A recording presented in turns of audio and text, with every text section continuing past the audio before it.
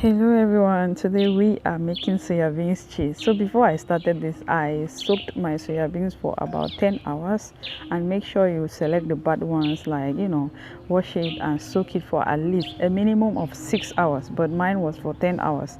As you guys can see, it's fresh. Yeah, so I'm taking you guys to my mini grinder, or I would say a public grinder where everybody can grind. Actually, I have a blender, but it cannot really do the job very well because it's not really strong. So in Africa, we have like a public grinder or a mini grinder that everybody can use. You can come here and pay just some few coins and they will grind everything for you. When I got here, somebody was like grinding a lot of soya beans, as you guys can see, and I had to wait for about an hour before it was my turn because it grinds like slowly. At the top here, you put the soya beans and it grinds, like you guys can see, with just a little bit of water or something. Yeah, and it grinds so well. So this is what we use. And here I'm back home, and this is how my soya beans is looking. And there I have like a bag where I'm going to put the soya beans and the sieve. But before you do that, you have to put it in a bucket like what I have right there, and add some water, like let's say 2 of this would do. Yeah, this pot, like I went ahead and added 2, and now I'm going to be draining out the water using a cheese bag. Yeah, and I have a sieve as well, and I have a pot under that is like trapping my milk, my soya beans milk or what. Yeah, so as you guys can see, I'm just putting my soya beans and squeezing it out. Actually, I thought this process was very easy, but it was quite tedious. Yeah, but it was worth it. And this is my first time of doing soya beans cheese, of making soya beans cheese. Actually, I did it before, but not like alone, with somebody. So this is the first time doing it completely by myself. Yeah, so just take your time and squeeze out the water. You guys can see it comes out very easy.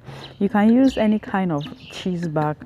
Here I'm using my how can I say, this is like a local bag we use in Africa, so I just washed it and I'm using it to squeeze my cheese. Yeah, so just keep doing the same thing, like yeah, so actually I enjoyed the process. Even though it was tedious, I enjoyed the process so well. Yeah, so just keep doing the same thing, and it's easy. It's very easy, guys. Like, just carry the water, put it in the bag and squeeze, just the way I'm doing. So this is how our milk is looking. I'm done squeezing, and this is what we have. And this is the residue I got from the soya beans. I want to ask you guys, what do you do with the residue? Me, I actually throw it away because I don't have like animals to feed them, or maybe you can dry it and do something else, but I did not do that. So here my charcoal is ready, and it needs a lot of fire. So I'm just going to boil it here, because you need to bring the milk to boil. Yeah, you need to boil it. Yeah, so mine is already on the charcoal, and it's going to take a lot of time.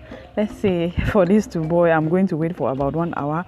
And the acid I'm using is vinegar. You can use lemon or whatever acid you want, but me, I'm using vinegar. You can use lemon or whatever. Yeah, so this is what I'm going to solidify my cheese, because for the cheese to come together, you need an acid to bring it together. So this is what I'm going to use to for my curd to come together. Yeah, so I just went ahead and dumped everything inside, as you guys can see, and immediately I did that, you will see that the cheese was, I had like a pinch of lemon, so I added it as well, and immediately you will see that the curd is coming together, as you guys can see, and it's a lot. Can you guys see? Oh my god.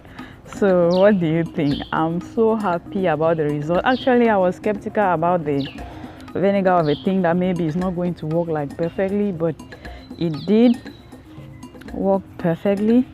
Yeah, so my curd is coming together. So right here, I'm just going to use another cheese bag to squeeze out the cheese. Actually, the water comes out very quickly, so just like carry everything put it in the bag and squeeze it out. And yeah, that's what I'm doing.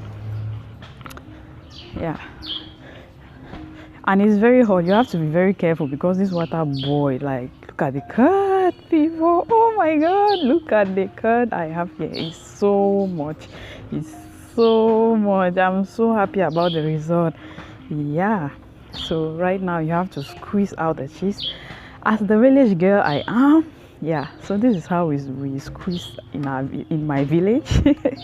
Yeah, so I'm just going to squeeze it out, as you guys can see, but not like completely, because I have to like salt the cheese. You know, if it's not salted, it's not going to be delicious.